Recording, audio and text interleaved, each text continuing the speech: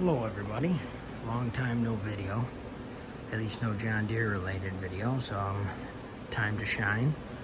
A lot has changed in a couple of years. I'm out of school, I'm working for State Highway Department. I don't get my summers off and vacations all the time, and I'm running out of time to work on stuff. As you all know, I have a part-time mowing and project business now. And I do a little snow removal, and I just like to keep busy, get a little cash, and play with the toys, essentially, is all I do.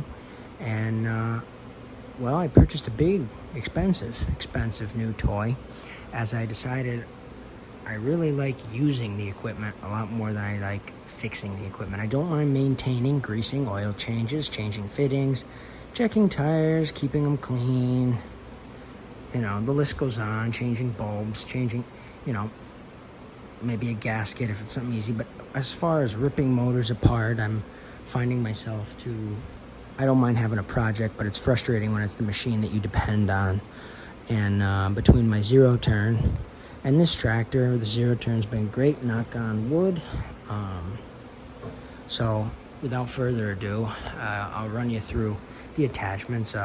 I was going to make sure the loader was on for this, but you guys know what a 120R loader looks like. Google a 2025 year loader. You can get all your specs and information. There's plenty of videos on them. I don't really need to add to that. I may in the future with my opinions, not my facts. There's enough fact information out there. You don't need another video of that. But you may be looking for someone's thoughts and input on someone who owns it, and that's what I'm going to go with for now. There's nobody yet that has showed the difference on the 2025s. I think there's one, actually. I lied. This does have the Mauser cab. That for me was worth every penny. Your handbrake is here. I haven't even taken this off because this is honestly pretty good seat cover. I'm not gonna lie. I wouldn't. You can rip this off and then ruin your seat and get it all nasty, or you can get a John Deere nice seat cover, but you're not getting to enjoy your seat because it's completely covered up. So I like this because I could tape that back so that it looks a little better. Maybe that's what I'll do. But it protects the seat, and you get to enjoy the view of your nice brand new John Deere seat. So I wouldn't rip that off right away just so you can put the first hole in it in a week with your car keys in your back pocket. Sorry, back to my discussion. Parking brake is down here. This is still your same standard control, which the only thing on this model, right, your hookups here, pulling back on this is can be stiff at first, but when it warms up and you get through that initial, it's okay. Throttle, PTO, engagement, your dash cluster has changed some, and the parking brake is there. I'll run you through that. Down here, it gives you what your PTO is spinning at, the whole 9 yards, RPM. Gold plugs, the gold plug light goes off, you can start it. If it's flashing, I want to say that means you don't need to run them or something like that. Under the hood, you need a key. You pop that open, you can get in to everything. You can check your oil without opening that up. That's right here. Again, I don't know. Most of this is standard. The two major changes was the parking brake and the dash cluster. I don't think they really went crazy with any changes. They still give you the winky dink front guard, and you can pay $700 to have some guy give you a fancy one, or they sell one that's just shy of $300, which is some mesh and it's standard. That's probably the one I'm going to go with. I like the look of it better than the Army tank one that's almost close to $1,000 after all the side pieces and shit. I think that's a little excessive for what I'm going to be doing, but if you're going to be running brush every day with yours, it's probably worth it. One thing I'm going to be purchasing, and this is something that I wish John Deere would think about, is here. Eventually your seal goes because it builds up so much pressure. I pop mine loose sometimes after it cools some. Just a little bit, and relieve some of that pressure out right now, but I'm gonna order. It's got the version where you can You screw it in, and it's got a hose that comes up here, lets it vent up at the top.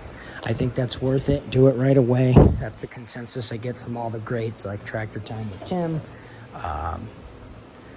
Why can't I think of some others? Florida Deere. Yeah, the list goes on. I mean, there's so many videos on these. That's why I don't go crazy. But some of the stuff I do want to get into in other videos will be different attachments, things of that nature. I have the loader off for my mower. I did not go with a mid mount. I'll explain why I went with a rear mount. In the future, I have a video putting a belt on that. I bought that used. That's a 60-inch Frontier rear mount mower. It's got Bluetooth, which is not for music. It is just to record information on your machine. Yeah, it's your standard stuff in there. As far as the cab goes, got a sunshade, got a fan controls, no air conditioning, just heat. Back and front windows open up. You got a little light in there. We can do a whole separate video on the cab. The cab, I'll tell you right now, runs close to $7 grand. You have to decide whether that's the choice you want to make or not. Like I said, I work for the highway department. When it snows, I plow for 12 hours, okay, in a truck. When I come home and do my driveway and my paths to my shed, and a couple customers who are retired or work from home who just need a cheap, clear job right here on my street, the last thing I want to do is actually do it. So if I can have a machine that's heated, that's going to be not getting stuck because it's got four-wheel drive and has a hybrid tire, and I can rip through the driveways, know it's going to start, know it just needs to be maintained. Even if I know technically I'm, as far as the winter goes, I'll be losing money, I'll be paying for this machine. I purchased this not only for my business and my business, I use that term loosely, my accounts and whatnot, but I also purchased this for me and my life and wherever I may go and move and whatever I may do on this property and in the future when I move to a different property. I won't be at this specific home forever. So that's just a little tidbit of information for you. So that's my 2025 1025R with the what they call the best tire option. I think turfs are probably the best tire option. If you're doing what I'm doing, snow removal, working on people's lawns, maybe mowing with it, they provide, this, being that I have the loader and I have done some ground engaging activities, I'll tell you what, these are pretty good tires. All I'm saying is weigh what you're going to be doing. I bought these because that's what they had, and this was my first time doing this rigmarole. I didn't think about the fact that they can easily just zip these off and put whatever I want on. I purchased one that was already there. I didn't want to wait for something to show up in 150,000 years. And I'm paying for these tires. I would say get turfs. Why buy with them?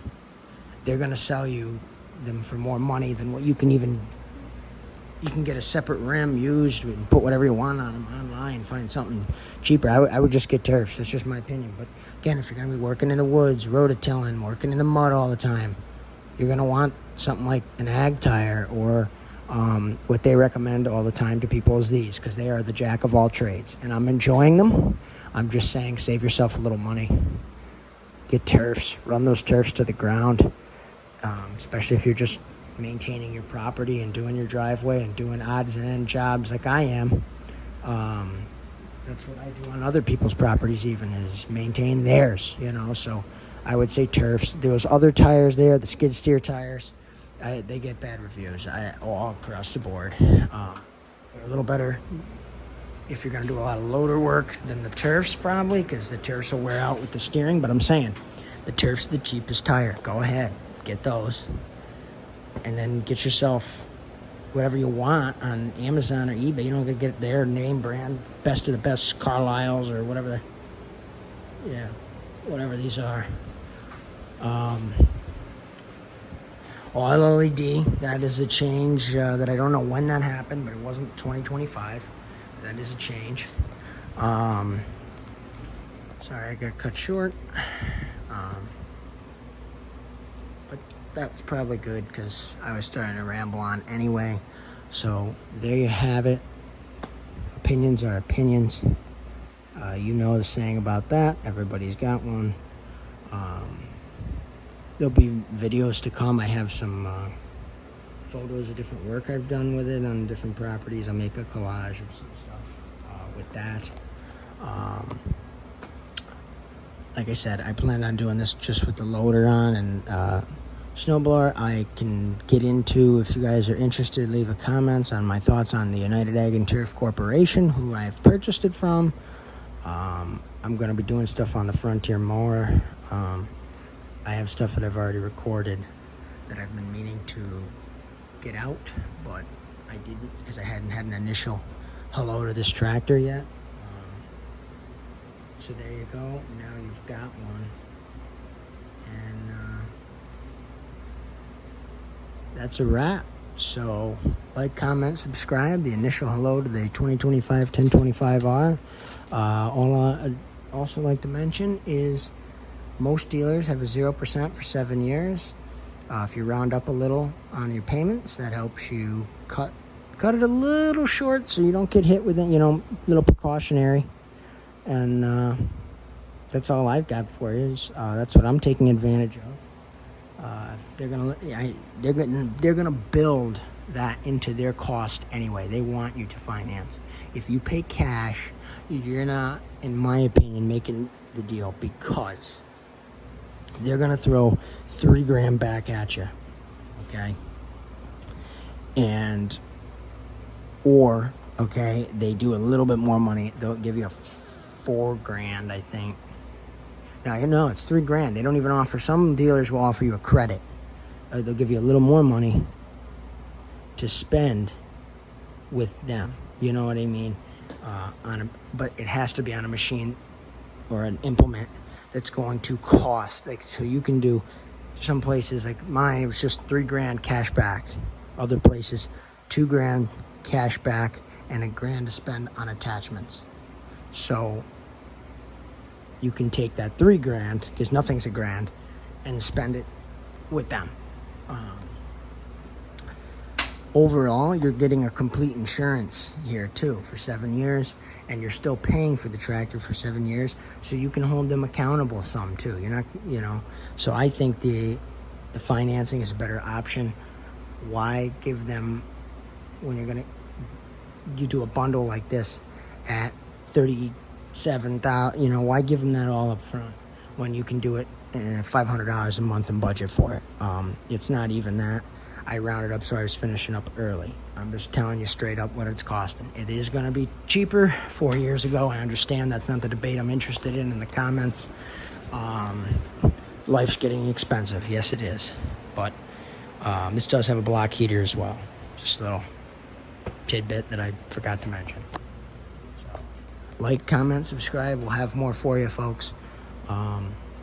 Maybe a video of it cutting or with the rear mount. I got some other stuff too. So thanks for watching. Enjoy.